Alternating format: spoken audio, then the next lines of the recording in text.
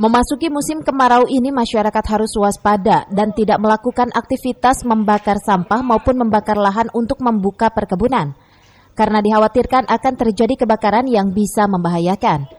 Seperti kebakaran limbah kayu di Jalan Raya Golf Gunung Gelis, Nagrag, Kecamatan Sukaraja, Kabupaten Bogor pada Minggu kemarin. Menurut petugas, dugaan kuat kebakaran tersebut terjadi akibat pembakaran sampah yang dilakukan warga. Akibatnya api membesar dan merembet pada limbah kayu yang ada.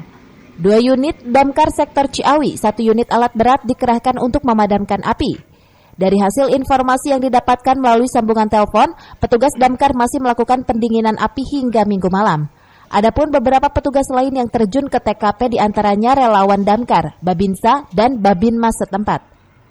Tidak ada korban jiwa dalam kejadian ini, namun masyarakat diimbau untuk selalu waspada dan tidak melakukan hal-hal yang bisa menyebabkan kebakaran terlebih pada saat musim kemarau. Dari Kabupaten Bogor, Cevi Suryadi melaporkan.